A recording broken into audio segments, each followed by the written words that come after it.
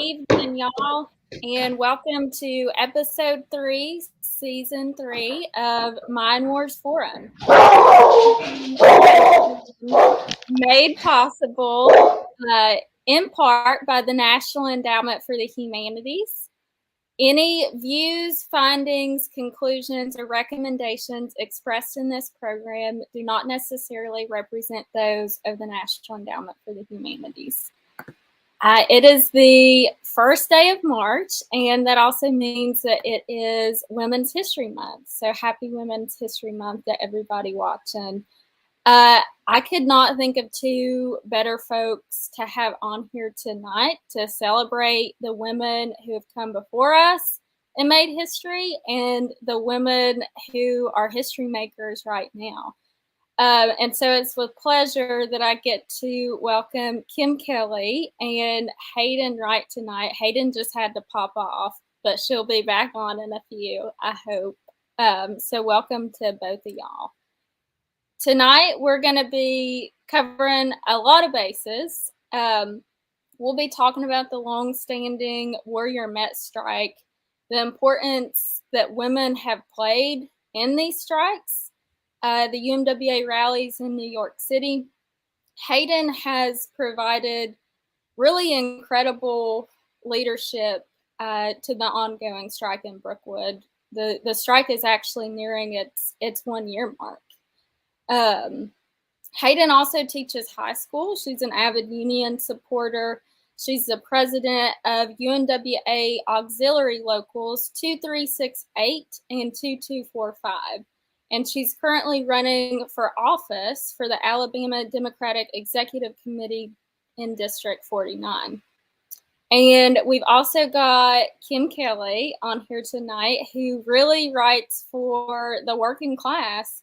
And we're going to delve into Kim's coverage of strike activities and struggles. You know, she really helped break national news for this strike. It wasn't getting a lot of news. And Kim has helped to change that. She's also got a book coming out that is named after a Mother Jones quote, "Fight like hell." Super excited to talk about that.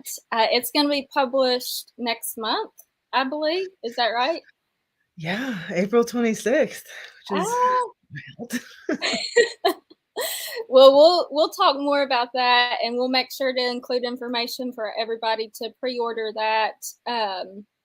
We'll include that in the comments throughout. And I just want to say the West Virginia Mind Wars Museum is so excited to have the both of you for tonight's episode. So welcome. Hey, nice shirt. I just picked up on that. Gotta represent. Yes. So we can dive right in. My first question is for Haeden, and I wondered if you could talk a little bit about what it means to be a coal miner's wife. Well, I think for a lot of us, it's kind of how we grew up. Like, I know my own father is a retired UMWA coal miner, so you knew going into it a lot of times that it was going to be your husband worked long hours away from the family, but it was worth it because they did have time off. They did have holidays off. They made good income. They had good benefits. But at the bankruptcy, we all saw that change. And I think for a lot of the wives that didn't have that experience growing up in a union household, it really wasn't until the strike that they really realized what a union was and what a union did and what a union could do for their family. Because it's not until you really need them sometimes that you realize how important they are. So I think that's something that a lot of people have learned through this. But especially for the past 5 years in the bankruptcy, what it meant to be a coal miner's wife was to be a single parent or to be a single individual, because your spouse worked 6 or 7 days a week, 12 hours a day.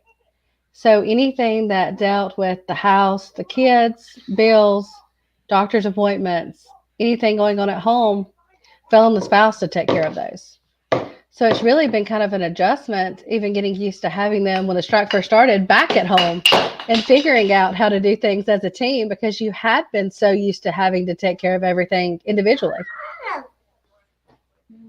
What, what's it like to be a coal miner's wife while they're on strike? While y'all are on strike? Well, I think for us, it's a huge sense of community because we have this auxiliary group, and especially when the strike first started, when we were first trying to get the strike pantry up and going, when we were first getting just things off the ground, especially over the summer, because I teach, so I was off, a lot of the other wives were off. So, I mean, it was 4 or 5 days a week that we were out doing stuff, trying to pick up groceries, do fundraisers, and those type of things just to sustain us. And I think now it's just become such a part of your everyday life that I almost can't imagine what it's going to be like when it's over, because you are so used to now spending so much time with this group of people that share this similar experience, that have become your family, and your kids have become family, that it's really hard to imagine life going back to not being around them all the time like that. So I think that's been a positive thing about the strike. The negative thing is when you can't pay your bills. I know a lot of the wives had to take on extra jobs. The husbands have had to take on some extra jobs to try to sustain their families. And even sometimes that emergencies happen and you don't have the money like you did before. We went several months without having heat when it got really cold, and my husband was working at Amazon and couldn't light the fireplace. The girls and I would go stay with my parents and then get up and I would take them to school and work from there. I mean, so there's sacrifices you have to make while you're on strike. It's telling your kids that are used to maybe getting a candy bar, or getting a little thing when you go to the store, that we don't have the money for that right now. It's deciding which extracurricular activities you can afford for them to do. And you have to tell them we can't afford that right now. So I think that's been hard for families, especially things like paying your bills and affording medications, because we're lucky. We get $800 every 2 weeks in strike pay. They gave us major medical insurance. But when you actually have to use that, when you have prescription costs, I mean, that's huge for families.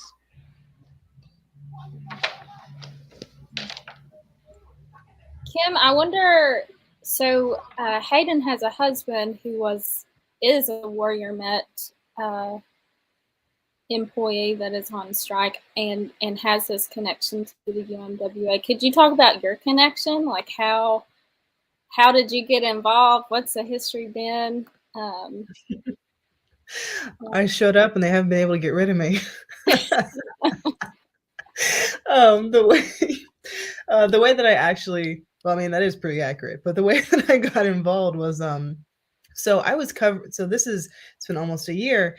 Last year, I was down in Bessemer in Birmingham a lot, covering the union drive, the first union drive at Amazon, where Braxton's working now. So I was spending a ton of time in Alabama and getting to know people down there. And I had gone down there, I think, for my third trip. And I just kind of heard through the grapevine, oh, there's a bunch of coal miners down the road are going on strike. Like, they're out there right now. And I had a little free time. So I was like, oh, well, I should go check it out. Like, get some Krispy Kremes, go see what's up. And I went out there and, I showed up and I'm just like some random lady with a Jersey accent and a bunch of tattoos. And I was trying to get the guys to talk to me. It took a little bit of doing, but we ended up having some really good conversations and just hearing about what they're going through. I was like, wow, this is a big deal. This will be the next big story. And something that kind of shocked me, especially after seeing how much media attention that the Amazon workers very rightfully got at the Bessemer facility, was I kind of assumed, okay, well, Brookwood is only like 16 miles down the road or something. Like, it's pretty close. Like, that attention on Alabama labor should be transferring to this struggle. And then it just kind of didn't. And I was really upset by that, because like, it made so much sense to me. Like, there's so much history in this area and in these people and in this profession. Like, why wouldn't you rush to cover this? But some people have started showing up over the past year, but I just kind of dug in and got to know people and have just sort of really kind of fallen in love with the folks down there and just in the struggle itself, and gotten really close to Haeden and some of the other girls, and just it's become a huge part of my life in a funny way. 'Cause, I mean, I'm up here, I live in South Philadelphia. Like, my dad's not a coal miner. My man does not work in a coal mine, but I'm from a blue collar background and a union background. And there was a lot, even though there are a bunch of differences between me and some of the folks I've interviewed or gotten to know, there's a lot of similarities too. And the similarities were like the most important things, like just that feeling of solidarity and community and integrity and just care and love for one another and for their neighbors and their coworkers that has kept them going for this long. That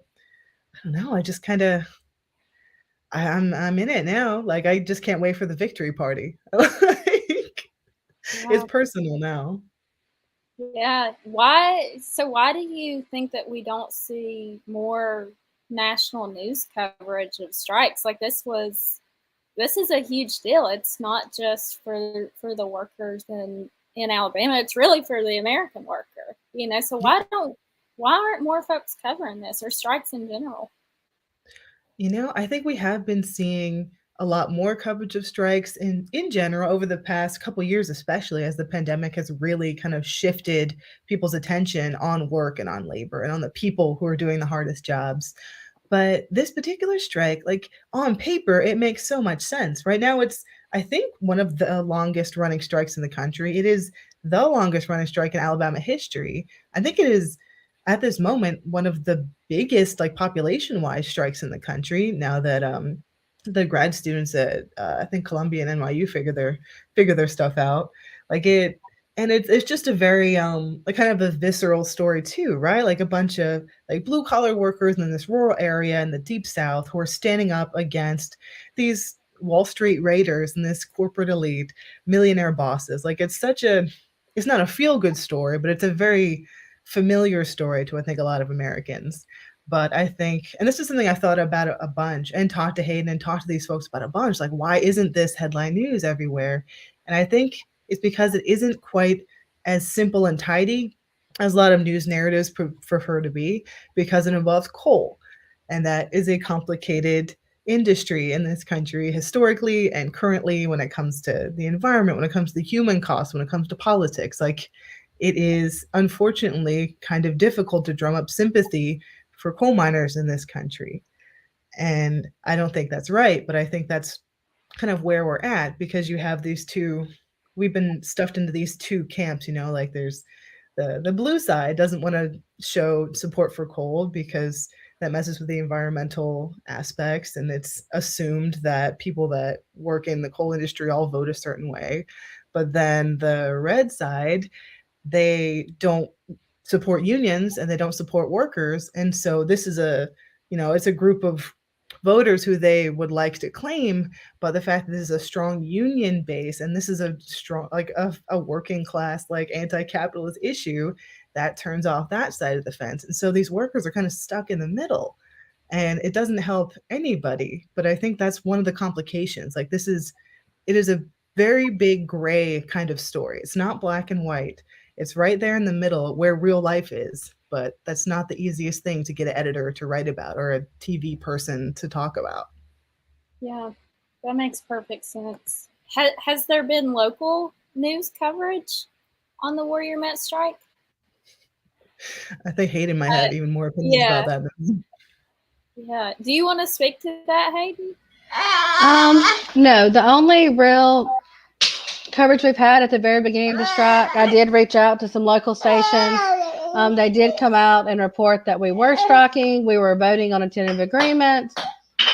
At the same time, they also turned around and got a scab to come on and do an interview to kind of go back and forth between the two of us. Besides that, the only real coverage we've seen is company propaganda that they've shared. They haven't come out to the rallies. They haven't come out to the picket lines. They haven't tried to get to know any of us. All they've done is they played an edited video from the company that had edited together some events that had happened throughout the strike and then tried to say that violence was escalating. That's been really the only thing that we've had from our local people. So at this point, honestly, I'm pretty disgusted with them. I don't really have anything positive to say for them. They haven't been here for us. Same way with most of our elected officials in Alabama, especially Kay Ivey, Tommy Tuberville. I will say at the rally last week, there was chants of vote him out. for Tommy Tuberville, which is huge here in Alabama.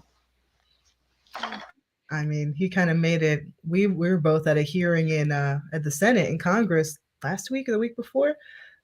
Time is a flat circle, but very recently there was a hearing that was held at the Senate Budget Committee that Senators Bernie Sanders and Elizabeth Warren had kind of put together. And your boy Tommy, he got to speak. He represented essentially he just represented the company. Like he may as well have been reading off a sheet that they provided, which he may have been, who's to say, you know? There wasn't a lot of passion behind those words, but it was very apparent that he was just not on their side. He did not care about these workers, these citizens, these voters in the great state of Alabama that he has just ignored for months and months. He took his opportunity to speak for them in front of Congress to basically tell them to shut up and get back to work. And, you know, they've got it good. Their employers deserve all the millions of dollars they get.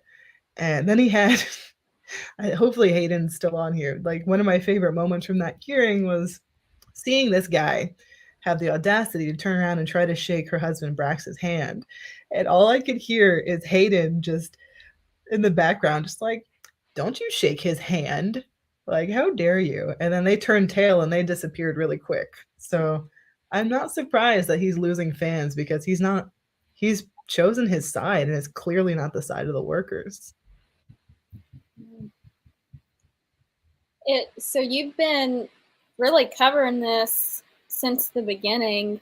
I wonder if you could talk about like 1 to 2 stories that stand out to you most, maybe that didn't make it into any of the pieces you've written, or you know, what are some memories that you're gonna carry with you? I mean, the thing that has kept me me and Haeden's friendship has been a huge factor. Like just being able to just like we talk like every day and she gives me updates about all sorts of things that are happening. Some of them are the public's business and some are not. And some things I will take to my grave. But even just seeing, and I wrote a little bit about this in a story for Elle like months ago, back in August, which feels like another lifetime. Just seeing the way that these women have built up this mutual aid network and the way that like Haeden and the other girls, the other women, and the other retirees, like this is a multi-gender, multi-generational effort that they've built kind of something out of nothing. Like they've told me like before the strike, yes, they were part of the union. Some people were active, but it wasn't this active like militant sisterhood as it's become now. And being able to watch that kind of form, even I think one of the first times I interviewed Haeden and some of the other women, they were just starting to get these plans together. They're like, there's a little raffle going. There were some plans. And now months later, they've built this like finely tuned machine that feeds hundreds of people a week. Like that is just an incredible story to me. And it has so many historical parallels. Like the one example that I always come back to thinking about what Haeden and these women are doing is this strike in Arizona in the 80s that was in like the silver mines, silver or copper. I should know this, but it's been a long day. There's a great strike in 1983, and the militancy of the women involved, and these were predominantly like Mexican American, and indigenous women who were coming from more traditional backgrounds, who maybe didn't spend that much time outside the home, maybe didn't have jobs until the strike happened, and all the men were on the picket line. So the women, like, they were out there. They were forming strike kitchens. They were getting into tussles with the police. They were getting arrested. They were going on speaking tours and going to New York City to talk about what was happening. And these women in Brookwood are doing the same thing. And I think it's just really, really interesting seeing, even just from when I met Haeden way back a year ago, like my impression of what she was doing then and what she's doing now, and just seeing you grow as a person, as a leader, as an activist, it's been incredible. And you're just one person. You're a very important person, but I've seen a lot of people kind of open up and blossom in that way. And I've seen, I guess the other thing that really fascinates me, and I think ties in really well with what we're talking about with this vote him out chant for football guy, is just seeing the way that people's perspectives and politics have shifted a little bit. And in some cases a lot in terms of seeing who has supported them in the strike, who has come out, who has actually showed up, and who has ignored them, who has taken them for granted, and who has just showed up and said, maybe we don't see everything the same, but we're here to help. Like local like DSA, Democratic Socialist chapters have been a huge presence. They've raised almost 20 grand in a fundraiser recently. Like they've collected food. I think the Alabama Democratic Party has done a bunch of donations. And they didn't necessarily have to do that, but they did, and they kept showing up. And I think, I mean, Haeden could probably speak more to this, but I think a lot of folks who maybe had considered themselves very staunch conservative Republicans, no questions asked, have kind of seen where the staunch conservative Republicans have left them throughout the strike and have kind of changed the way they see things a little bit. Like there's a few, like socialism maybe isn't the dirtiest word you could possibly say to somebody in Brookwood anymore. And I think that's pretty significant. Yeah. That's interesting to think of, like how the politics have shifted and the parallels. Like I think this kind of leads to my next question for Haeden, but we have an exhibit at the museum about women's militancy in the Paint Creek, Cabin Creek strike, where, you know, women often get overlooked or like as if they're bystanders. They're definitely not. They're the ones that are pulling the strings, even if they're not front and center, you know.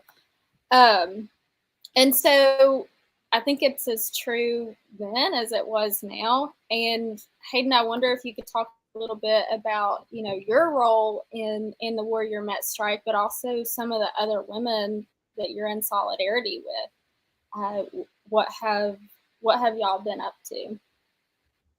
I know it's a lot. Well, I think it's important to note that it hasn't just been at the pantry behind the scenes. Like when there's been events, like when we've shut down mine entrances, we've been right there in the back of those trucks too, holding signs. That we've been right there at every single rally, not just serving food, but we're there because we care about the outcome of this. When you sign a contract, especially a union contract, your whole family is signing that contract. This is something that we all have to fight for. So I think that's how we've looked at it. And then we've looked at what the big needs were, because a lot of our people are young parents. You would be surprised about how many young children there are. So, like, I have Everly, who's over here screaming. Hey, Everly. Everly is a strike baby. She was 4 months old, you know, when we went on strike. Her whole life has been at the union rallies, at the strike pantry.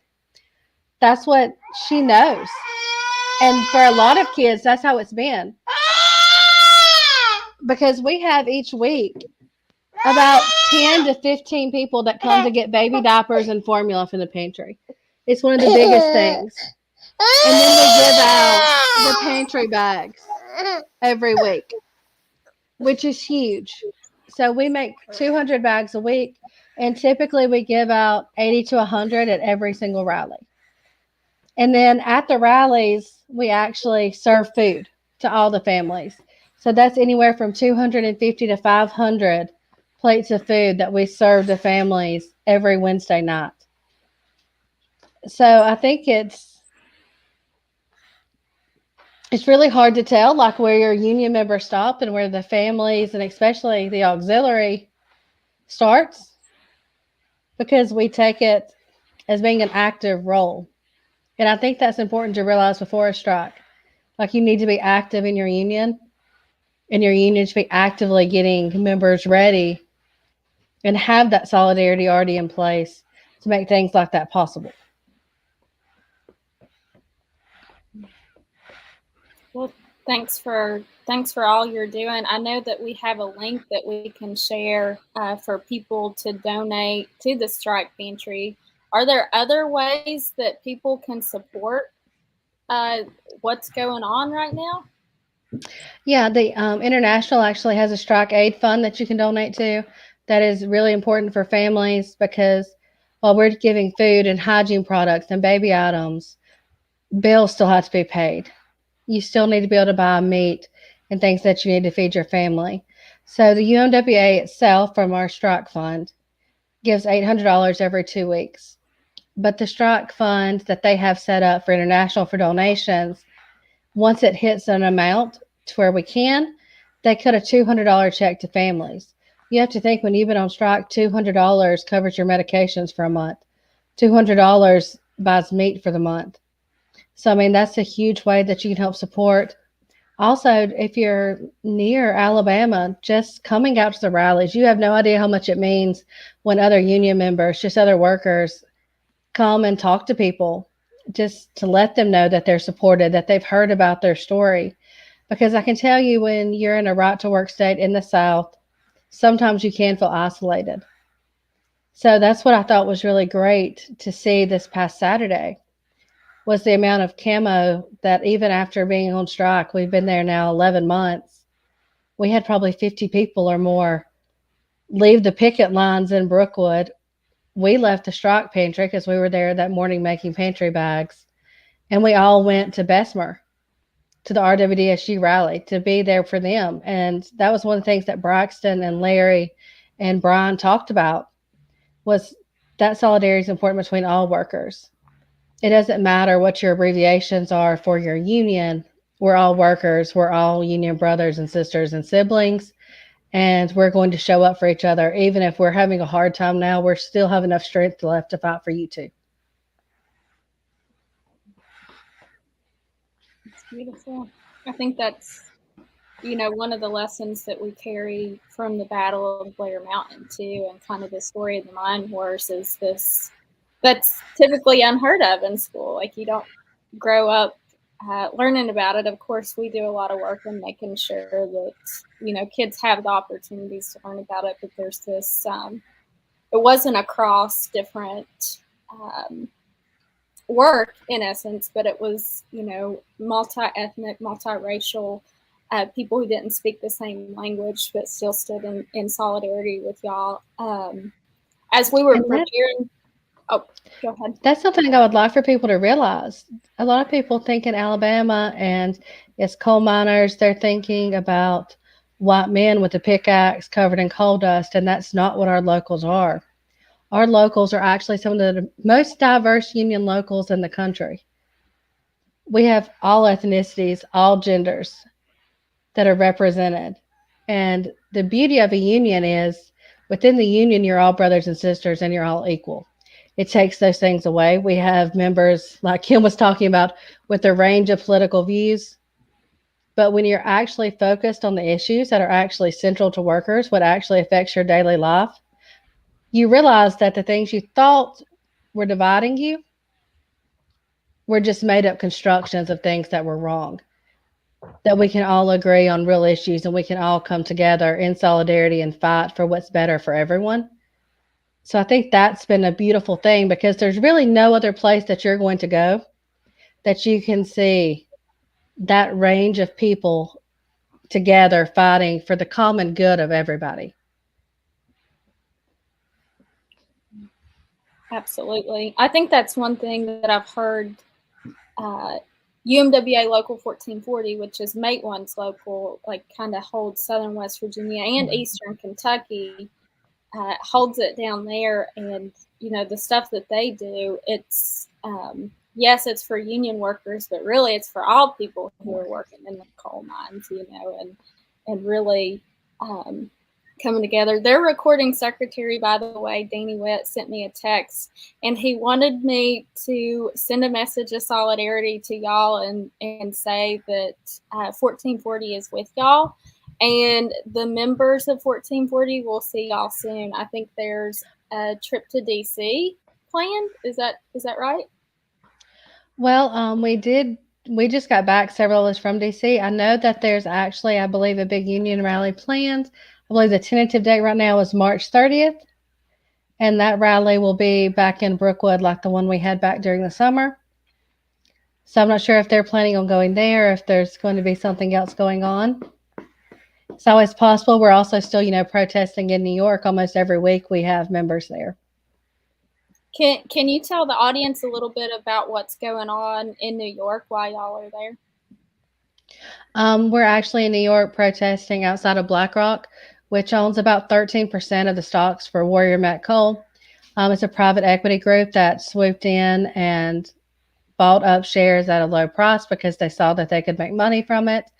And what we're trying to bring awareness to, and what we were having the hearing about, is that these corporations need to be held accountable for how the companies that they hold these large shares in, that they invest in, how they treat their workers. Because currently there is no regulations for that. They swoop in, they make millions of dollars while the workers and communities and families are exploited. So we want people to be aware that BlackRock owns stock in almost everything you could think of. They're buying up housing and raising rates astronomically. Um, in the sales, even like when you sign a lease to rent from them, you give up your Second Amendment right to bear arms. You give up all of these things. So they actually, and this was something that Representative Bernie Sanders brought up, when you actually look at the total income that they have coming in, they really are more powerful than really the president or most of your elected politicians that we have here. So it is a huge battle, and it's something that a lot of people aren't aware about. But private equity groups coming in during bankruptcies, during these things, making millions of dollars of profits and leaving workers in the dust is something we have to fight against, because if we don't fight now, it'll be too late later.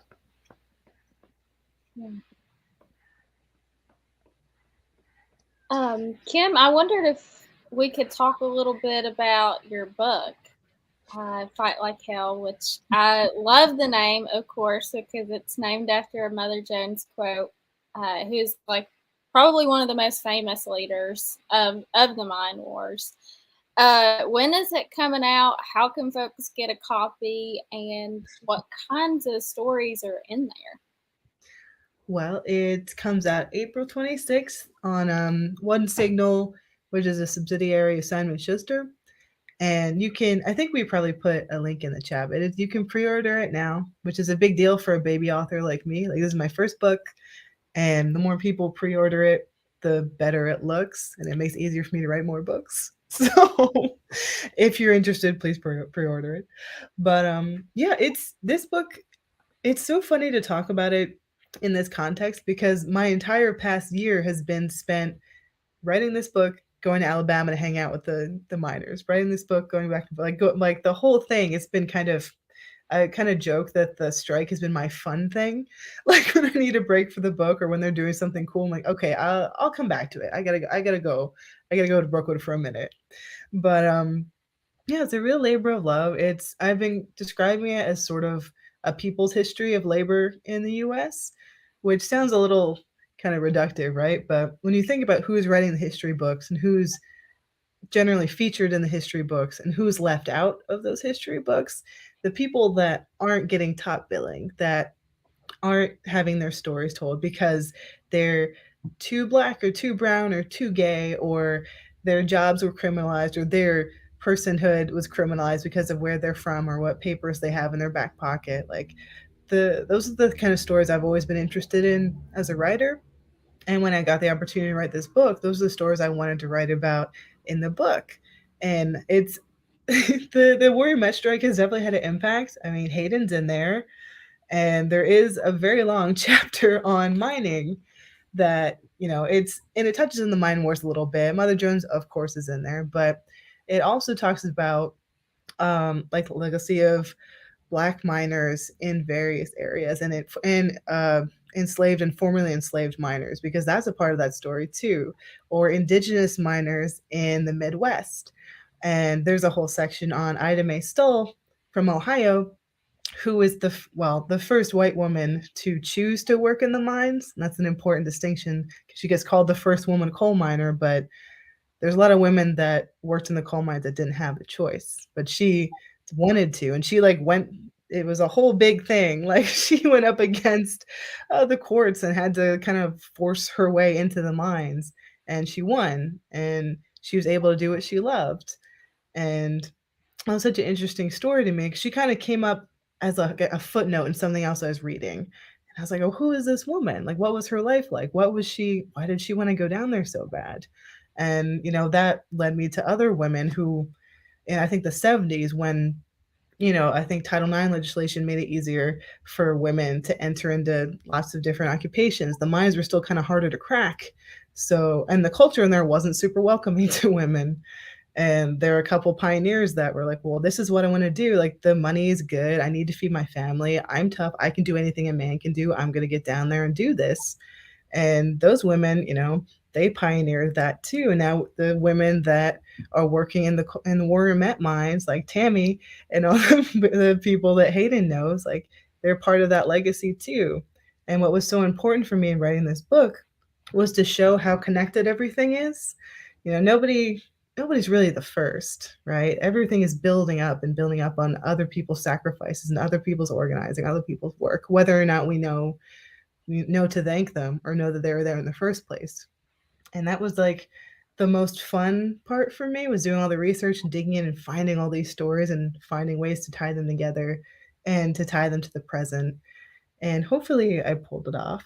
Like, the miners aren't the only people I write about. There's sections on people that work in the automotive industry and in sex work, and people who are engaged in prison labor and agricultural labor and domestic work. Like, I ended up writing a lot about people who kind of work with their hands and have sort of been not resigned, who have ended up in kind of like the toughest, hardest, dirtiest, just sort of, like the hard stuff. All work is hard, all work has value, but some work is valued more and some workers are valued more because of who they are, what they look like, where they come from.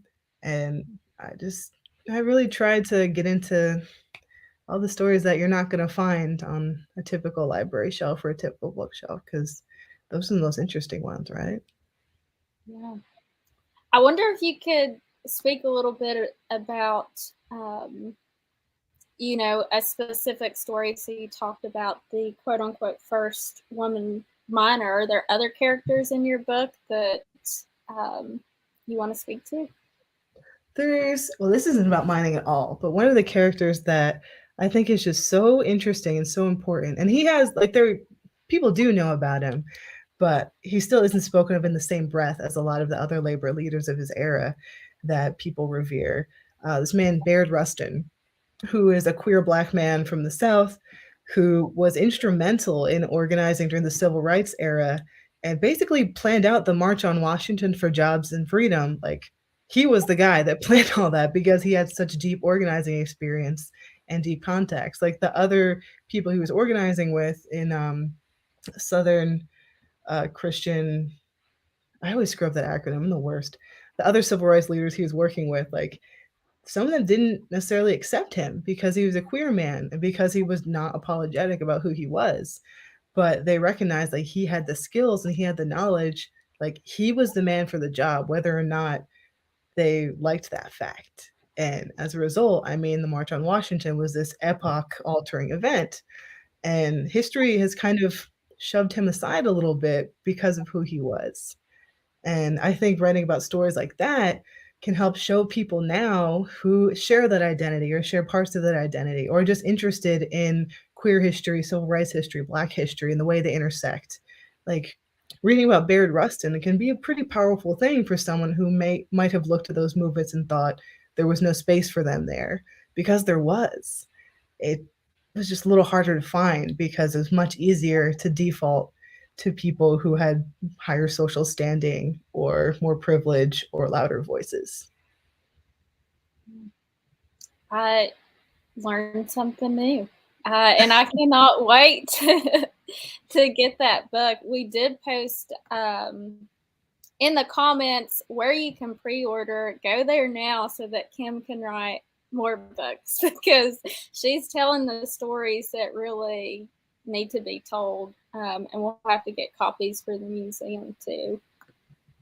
It means a lot. Yes. It's a huge privilege to get to do this and to get to, because they're not all my stories to tell, but hopefully I can help get these stories out to other people that kind of need them. That, there's a section of the book that's really important to me that's about the intersection between the disability rights movement and the labor movement, because that doesn't necessarily get spoken about in the same breath, but there are a ton of connections there. And as a disabled person, like that's the big deal for me. And for researching that chapter, just seeing what I guess my people had done before that I never heard about, I never learned about, because I don't know, whoever writes the textbooks does not care that much about well, about a lot of people, right? But definitely not about, Black Panthers with cerebral palsy or blind coal miners in Appalachia leading wildcat strikes to get their black lung benefits. Like it's yeah, we're all so connected, and it's just a privilege to be able to, write about it and be part of it. Just happy to be involved. Well, we're happy you're involved. Thanks for doing work that is hard and necessary and so important to both of you. I do want to mention real quick as we inch towards the end of the episode, if folks that are watching have questions for Haeden or Kim, drop them in the comments now, and we may be able to get to them at the end. Haeden, you've spoken to this a little bit already. What does life look like for you and after the strike is over?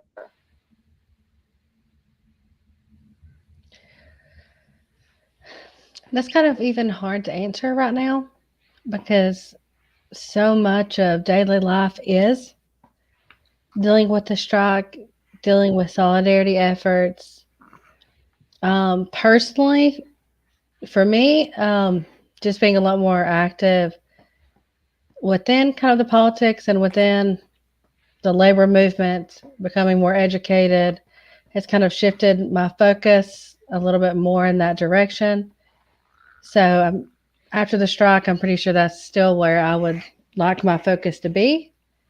Has kind of shifted there to amplifying the voice of other workers. I think that's important work to be done. I think it's a transition in from teaching at high school level to teaching there. But when you look at it, and this has kind of been my thought from the beginning of the strike, is looking at my own kids, looking at my students, if we don't step up and if we don't really fight back now, what is the world going to be like for them? What are their working conditions going to be like? Because it's not okay that people are working 40 and 60 hours a week, working 2 or 3 jobs and still living in poverty, that they still don't have a voice in the workplace, that the conditions in the workplaces are still very unsafe. So I think that organizing is essential to that all workers deserve a union. And I'm hoping that with our strike and them seeing that we have held out this long, will kind of inspire workers to let them know that it is okay to say that you deserve better. A lot of these companies like Amazon is really good about doing this, building warehouses in high poverty areas with low education rates to where there's not a lot of job opportunities. And then they tout $15 an hour. And when your minimum wage in your state is $7.25, people think that they're getting a good break. When in actuality, at $15 an hour, you're still well below poverty level. So I think it's just bringing that education, that letting people and workers know that, no, you deserve to be compensated fairly for your labor. You deserve to have health care. You deserve to have time with your family, that the company doesn't own you, that they have to have you to survive. And I think it's time that maybe we remind companies of that they're making millions of dollars sitting in an office, but without the production done by workers, they have nothing. So I think it's time to kind of shift that power back.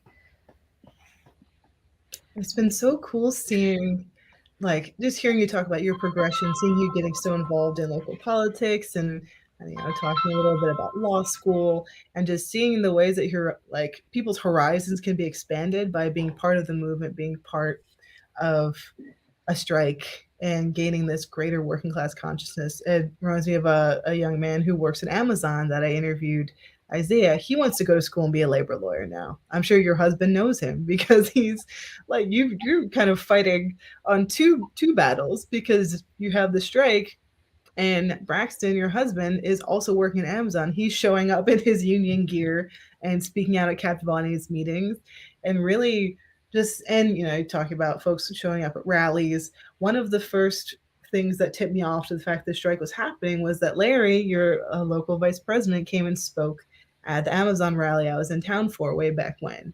I saw a bunch of big burly dudes in camo come up and talk about how they supported the Amazon workers. And I was like, what's going on there? And now it's just seeing those connections being built kind of in real time and seeing those shifts and seeing the world open up for people.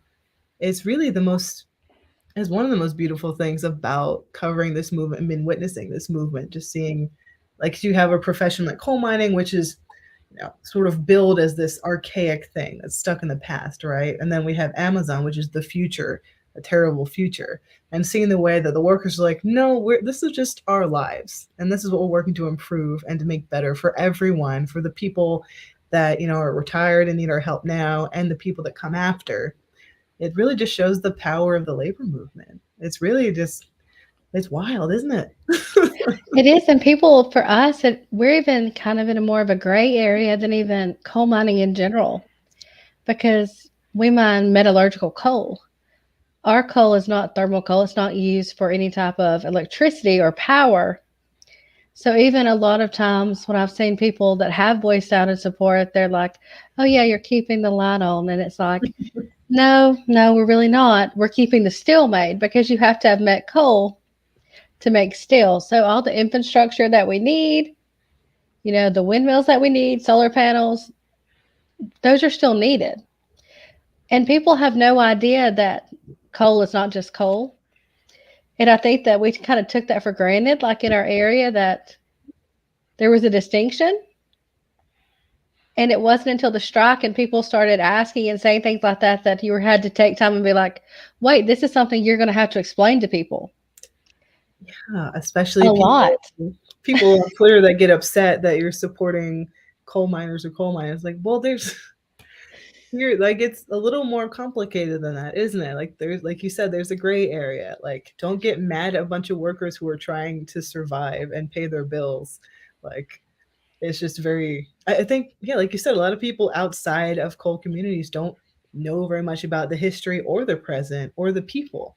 It's just sort of this, like you said, an idea of an old picture of white guys in hard hats with a pickaxe, just, having a sad face. It's like, yes, they're part of it, but it's a much bigger, more complex thing, especially as, various industries change and various political goals change, and as the environment changes, as it's changing a lot, like, it's complicated. And it's that's one of the things about covering it that's been interesting to me, just seeing what kind of knowledge base there is around coal and coal mining. Like, I've had to learn a lot. Like, I didn't know what met coal was until when you guys told me, and I was like, whoa, I didn't even realize that. Like, if we shifted to a fully green economy tomorrow, your boys would still be down there, because all the steel manufacturers overseas are still going to be putting those orders in. Like, it's a learning experience, but you have to, like, care enough to listen and be like, oh, maybe I was wrong, or maybe I didn't have enough information to make a judgment on this.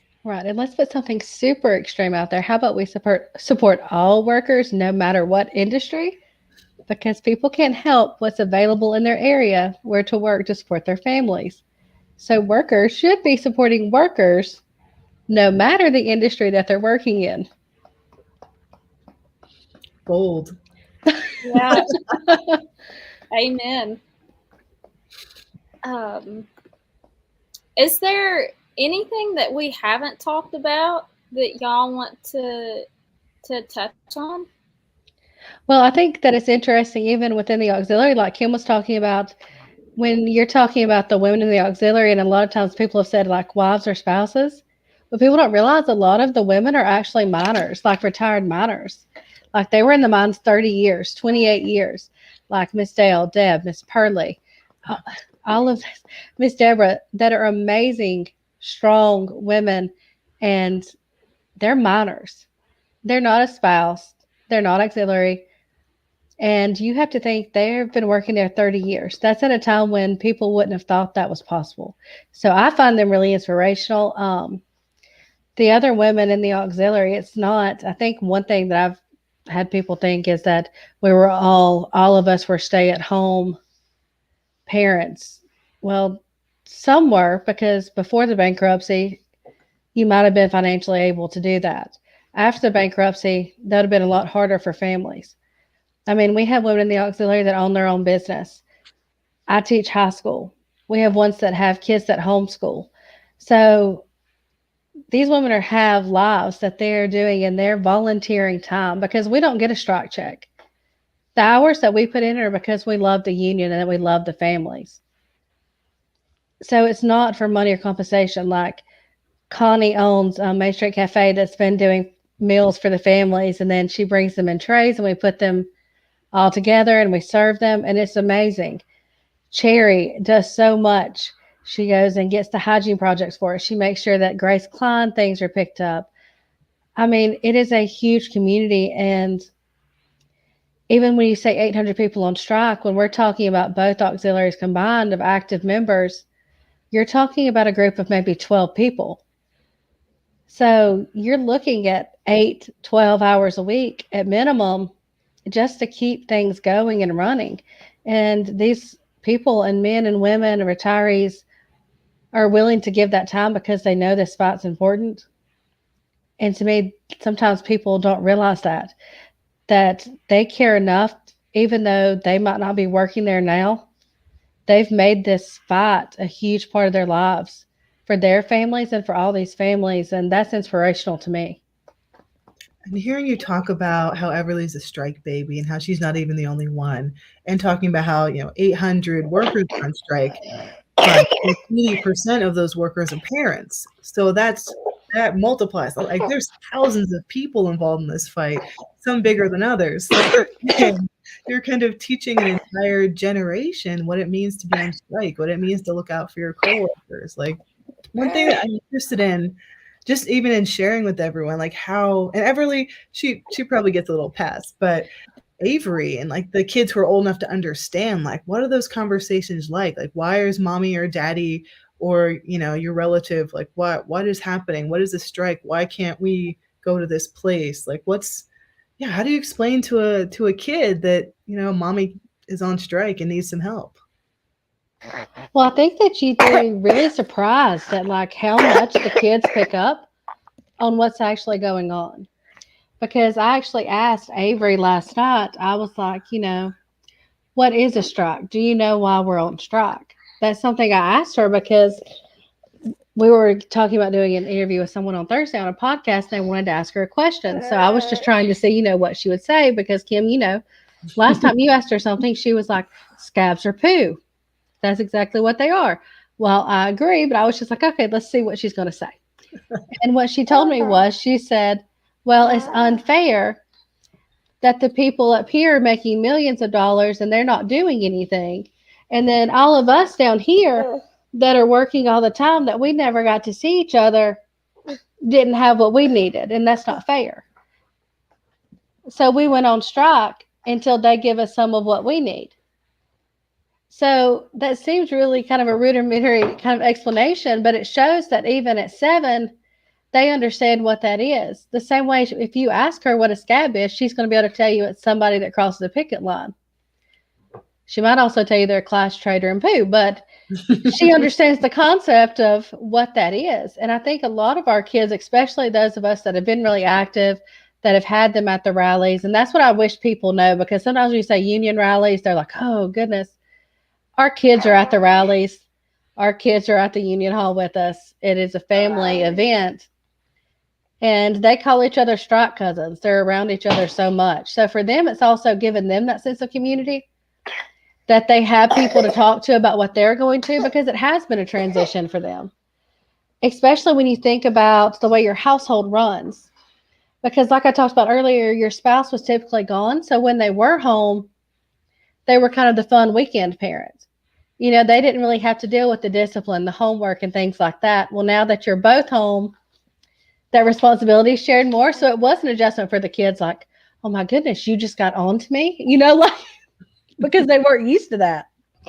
So I think it has been a lot of dynamic shifts that have been kind of interesting to have to work through. And now there are several thousand children and young people in Brookwood, Alabama, who know what it's like to fight for your union. And I think that's not nothing. That's gonna impact, as whether it's voting, whether it's union jobs, whether it's just the culture of that area. Like talking about shifts, I can't imagine like a more encouraging shift than that. Like you're raising up an entire generation of like militant little working class warriors. Like Right, because like we read like Brave Girl and books that are written about the labor movement and about younger people in the labor movement. So it's a picture book, but it's about the shirtwaist strike, like this garment factory strikes of 1909. Like Avery can tell you all about it. She knows who Claire is. She can tell you what she did. She can tell you about the fire, the Triangle Shirtwaist Factory fire, because it's important that they know that. And that's something that, as a teacher, I can tell you that's not something that's normally taught in schools. Hmm. But it's really important, at least I think it is, for the younger generation to know what people sacrifice so that they have what they have now, and why it's so important that we can't keep letting those things go, because the company's never going to give you anything. Someone you work for is never going to give you anything. You have to step up and you have to demand it. And I think that we're raising maybe a generation of kids that won't be afraid to do that. It's my hope that they'll won't be afraid to say that I deserve better and then demand that that happens. I'm especially glad that you have daughters and you're teaching them about Clara Lemlich and brave women workers from of old and now. Like it's just, I mean, it's Women's History Month, right? Like this is our history too. And y'all are down there making history. And you know, maybe we can do an Avery book one of these days, or a Haeden book. I mean, it snuck you into mine, but the story's not over yet. Yes. I have like a follow-up question that came through in the comments. Kirsten had asked, as an educator, have you seen students support the strike in any way? Yeah, I mean, my personal students that are in my classes, they're aware that we're on strike. They know that I do a lot with the union. When they ask me, hey, Mr. Wright, what'd you do this weekend?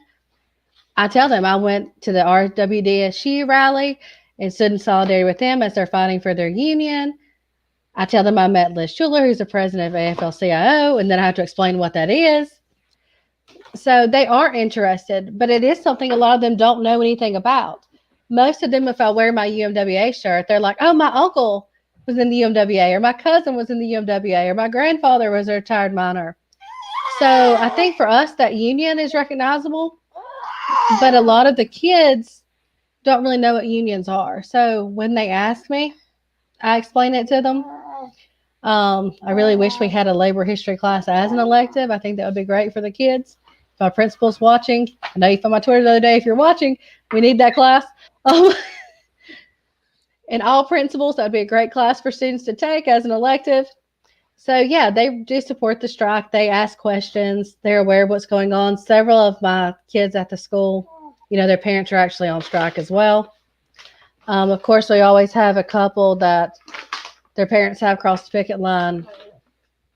I'm not going to say that's not their fault. I mean, they don't really have a say what their parents do.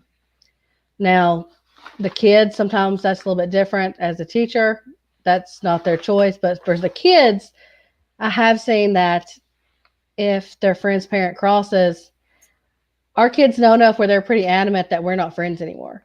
Like, there's been several that parents have crossed and the kids are like, no, your parent chose to scab, so we're not friends.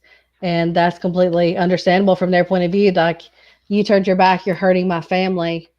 I can't be friends with you. I'm not going to associate with you. We've seen it a lot at places like Brookwood, even at some of the elementary schools, to where even that young, they're like, no, we don't want you to be at our table because this is going on.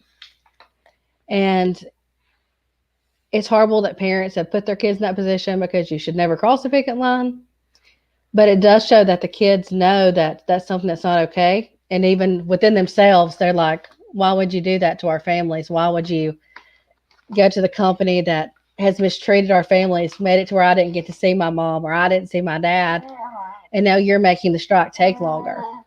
So they are aware of those issues going on. It's such a tightly knit community. I mean, you know exactly what side everyone is on, and people remember that too. Like, that is something I'm interested in seeing as after you win the strike, just seeing how that impacts the fabric of the community. I mean, people remember that kind of thing. If you're taking food out of somebody's children's mouth, like that is a hard thing to forget. Yeah, like I want everyone to eat. I want all workers to eat, but you'll never have a seat at my table again. You can't sit with us. Right. With us. Yeah.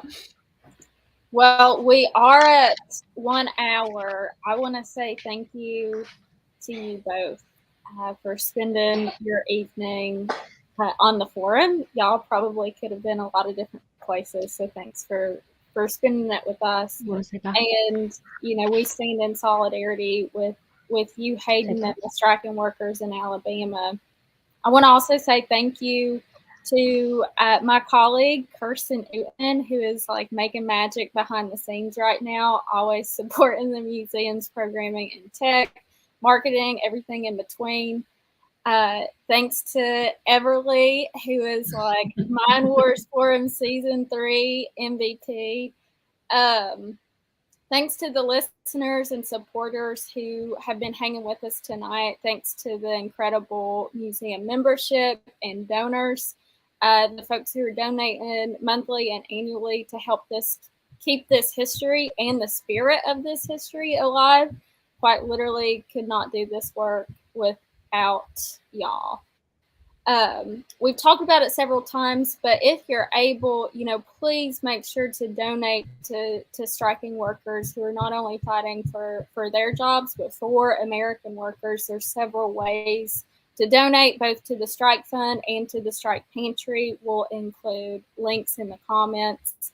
We will be back in a little over 2 weeks on Wednesday, March 16th, where we are going to be welcoming more women to Mind Wars Forum, including former women miners Kip Dawson, Libby Lindsay, and Merritt Moore, alongside Dr. Jessie Wilkerson, all of which who are working together on a new project to archive women's miners' history. And last but not least, we are asking folks who have watched this episode or the previous two that we've had to leave us feedback. We're going to drop a short survey in the comments. It will take like 3 minutes, so it's quick and dirty, but let us know like how we did and who you would want us to bring on for season 3. We'll drop a link in the comments. Thanks again, Kim and Haeden, and good night, y'all. Thank you. Thank you so much.